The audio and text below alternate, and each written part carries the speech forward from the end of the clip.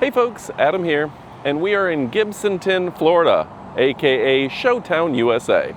Now I'm going to give you a side of this town that nobody else has ever given us.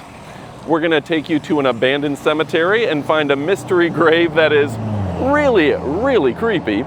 We are going to check out Mosaic, we're going to check out the power plant, the carnies, the bars, and everything in between with a whole lot of surprises. So stick around, we're going to kick it off right now. And folks, stick around because I'm going to tell you the mystery behind this homemade gravestone in the woods in Gibsonton, Florida, and how this caused a whole bunch of chaos for the police. So first, let's go ahead and take a look at the Showtown Bar and Grill. And I gotta say, it's a beautiful renovation they did in 2021.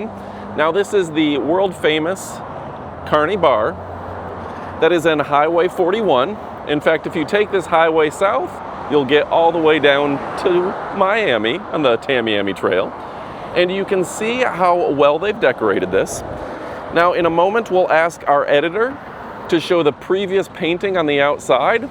This used to actually have a drive-through right here, or back in the day, you could drive up and get your liquor to go. It previously was painted by a famous carny, Bill Browning. Bill Browning doing a lot of the art in the area. And one of his original murals still exists on the outside, saying minors will be carded. But yeah, folks, this is one of the true classics. At one point, only carnival workers were allowed here. Now it is open to the public, and it is a true piece of Gibsonton history. And like I said, it was repainted in 2021. The lady's name, she goes by Trish the Dish. And let's see if we can get our editor to show some pictures of it before the repaint. Bill Browning was one of my favorite local artists. He passed away a few years ago, but boy, it had a fun flavor and feel. The first time I went here about 15 years ago, it wasn't open to the public, but now it is. And something uniquely Florida here is this. It's Gibsonton's own drive-through Beverage Mart.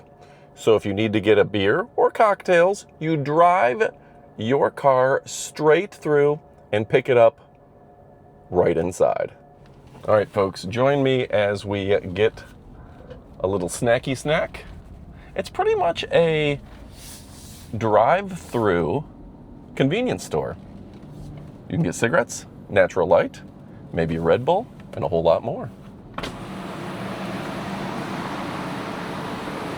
Hey, can I just get some Funyuns? Funyuns? Thank you. How much is it? Oh, sorry, hang on one sec. Thank you.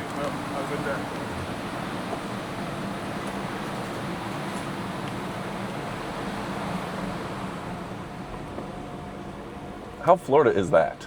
And right next door in something uniquely Florida as well. Let's see if I say this right. Tortilleria El Charro. Now, what's interesting about this is it used to be an adult dance club where you would get dances from completely clothed women on a couch, and it didn't make sense. So if anyone knows any history about this, go ahead and leave it in the comments. Now, personally, my favorite little hidden gem is this restaurant right here. It's a Mexican restaurant off Sims, right next to Bullfrog Creek on Highway 41. And they have the most delicious little tacos that you can imagine. All right, folks, seen here is the world's largest boot, or so it said. For years, the boot of a man named Al Tomaini stood here by roadside at the Giants Fisherman Camp. They actually had the encampment over here and the restaurant across the street. Weyerhaeuser has bought up this property, demolished all of the homes that used to be here, but for all intents and purposes, Al Tomaini and his wife Jeanie, the half-woman, he was the world's tallest man, according to legend. He was 8 feet tall, according to legend, and he was an attraction here. For years after he died, his actual boot sat on this site until it eventually deteriorated and went missing. And now there is this sculpture of his boot for everyone to see. Al's an important part of the mythology of this city as well as its actual history. He was billed as the world's largest firefighter or fire chief when he was the fire chief of this area. I think he was mayor for a little while, so that's cool as well. He ran the fisherman's camp. His wife lived here up until not that long ago, and they actually tore down the bar and restaurant across the street just very recently, within the last 20 years. Of course, much of the land has been bought up by Weyerhaeuser, which is a phosphate company that kind of rules this area. Now, it's very interesting because phosphate has an important part of Tampa's growing up and Florida history, as well as the agriculture in the U.S. as well, and we'll try to explain that. But more importantly, that is one big boot. The real question is, how do I get across this street? All right, folks, join me as we're going to go across Gibsonton Drive, playing Frogger as best we can. Whew, we're halfway there. We just got to make it through the next round of traffic. All right, I think we're going to make it. Now, I will admit that I did forget my smartphone for a lot of this, so I'm doing this from memory. I've lived in this area for almost 20 years. So if you know something about Gibsonton or an area that we should be covering, feel free to correct me or give me your advice for what we should have in our follow-up video. What areas did I miss and what didn't I do justice to, because this is a pretty interesting area. Of course, one of the better known bars in the town is River's Edge Bar and Grill. So let's go ahead. We're going to try to get a few scenes from around the bar. I'm always a big fan of the carny art and the art in this area. It's unlike anything you see other places. It's just fun. Maybe it's a little edgier, maybe it's a little different, but Showtown, USA, Carneyville, Carneytown, and the River's Edge are a lot of fun. And this is the historic Alafia River that brings a lot of life to this town. In the distance, you may see, zoom in a little bit here, off in the distance, you will see the gyps mounds. Those are from phosphate mining, little mountains in Florida, thanks to our phosphate industry. So join me now as we go on a little bit of a walk and adventure. But back here is a famous abandoned carnival cemetery. It's no longer used. It's hidden off of Cone Grove Road in Gibsonton. Al and Jeanie Tomaini, world's tallest firefighter, mayor, etc., and his wife, the half girl, are buried back here. And there is a very creepy tomb back here that was a part of a significant police investigation. You see, the story is, we're going to try to take you to that first, is that long after this cemetery was closed, this gravestone turned up. Somebody buried a new body back here. Now, it had been 30, 40 years since somebody was buried back here. But somebody just buried a body back here and put their own homemade headstone. So I'm going to give you the story behind that coming up closer to the end of the video. Now we are turning left to Gibsonton Drive, or as my GPS calls it, Gibsonton. And we're going to head down here and see what's on Gibsonton Drive. This will head you straight into Riverview, Florida, kind of the bedroom community of Tampa, a little bit more suburban. But yes, we're going to go ahead and why don't we just stop quickly at this new location. It's called Hogan's Place, and this is kind of a petting farm. So yeah, folks, although this used to be a circus town, circus animals don't roam around as much anymore. Too many animal rights violations. But you can still come to Gibsonton and check out the petting farm. They all have things like goats and cattle and cows and all sorts of stuff. So you're going to want to check that out. But a very cool location. And as a reminder, the operator is not liable for injury or death or damage or loss or anything. Just watch out for yourself. And if you want to do goat yoga, well, they got that too. They're serious about the injury thing. They put used limbs into that bin. All right, folks, so I do want to take a moment and show you the back roads a little bit. That's kind of the exciting part about Gibsonton. Now, the joke is that Gibsonton is zoned carny. What does zoned carny mean? Well, that means if you did have circus elephants or camels, you can keep them in your yard. You can keep your rides and attractions in your yard as well. Because this, again, is a winter residence for a lot of carnival workers. It's also a big resident location for phosphate workers. So there are people that make some pretty good money here, actually. Now, a house in Gibsonton, maybe a 4-bedroom, nicer house, 2,800 square feet. In my experience at the current, it's about $3,200 to $3,500 a month. You can get maybe a little trailer. The lowest you're gonna find around here, in my experience, is about $1,400 a month of what I've seen. And then if you are living in somebody's fifth wheel in the back of their yard, because that happens with seasonal workers, that's at least $1,000 a month. But of course, your mileage may vary, so go ahead and leave your comments below if you've experienced anything different. And folks, again, because there are a lot of seasonal workers, there are a lot of people that live in trailers around here. And accordingly, the zoning does permit a lot of that in Gibsonton. So say you're on the road with the carnival all year, putting up rides and things.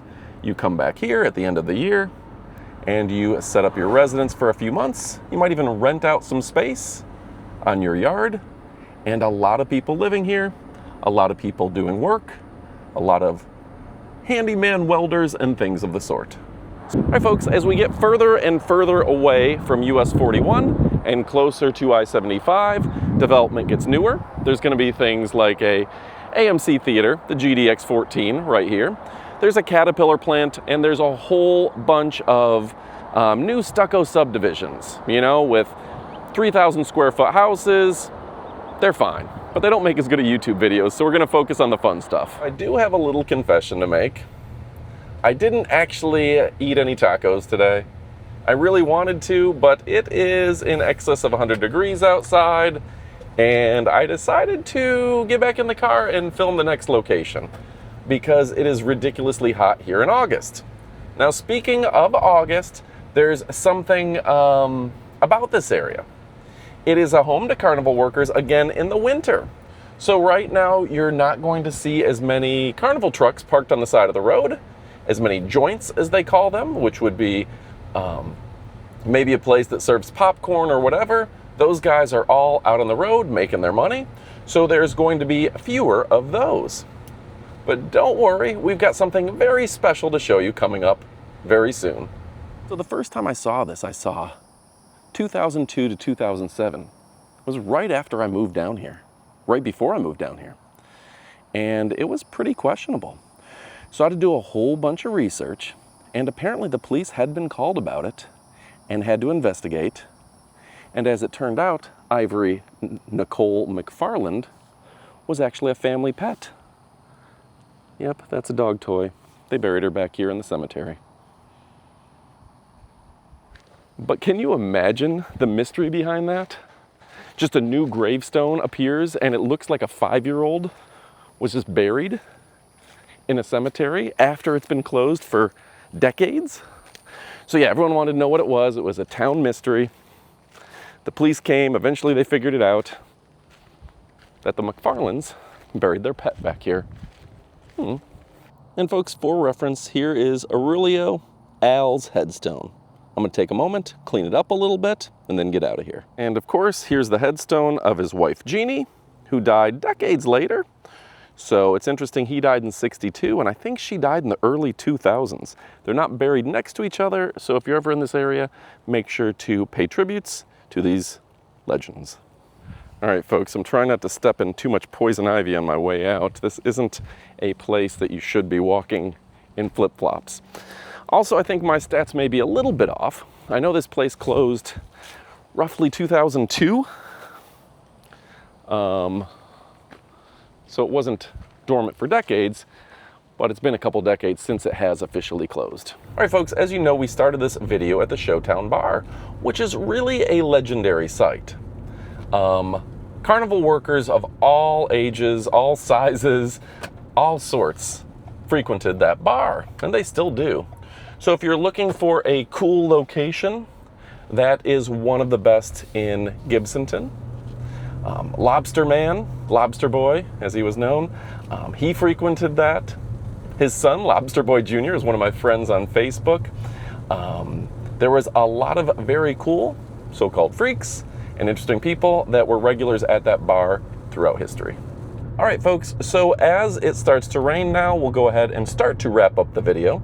I do want to say we didn't get a chance to check out the phosphate industry. Those gyps mounds you saw are slightly radioactive, and they are an issue with the environment. Particularly, there can be overrun during hurricanes and things that can really pollute the water in the area, causing algae blooms, allegedly. So that is a negative, but they're also one of the biggest employers in the area, and they're the reason that Tampa Bay got grown. Yeah, if it wasn't for phosphate, we wouldn't have Tampa Bay, because that was one of the first big things exported out of here. Everyone talks about our cigar industry, but it was really phosphate that made a ton of money and helped this area survive and helped Tampa become what it is today. Other areas I'd like to explore with you include the Showman's Event Center, which is a carnival location that is huge. There's a retirement community for carnies. There's another carny cemetery. And of course, there is the Carnival Museum, which is absolutely enormous, that I think deserves its own video. But leave me a comment below. Should we make a part 2? Should we cover the power plant? Maybe even the Alafia River? The correct pronunciation is Alafia. And should we go to the Showman's Event Center to show you what the carnies do in the off season, show you the carny bar, and all the history and memorabilia there. All right, folks, with that being said, thanks for joining us. We got to take you all the way to the Showtown Bar, over to the drive-through Beverage Castle. We got to show you some of the locations that I enjoy in Riverview and in Gibsonton and all around. Go ahead, leave us a comment, click subscribe, and let us know what we should show next. Thanks for watching, and goodbye, my friends.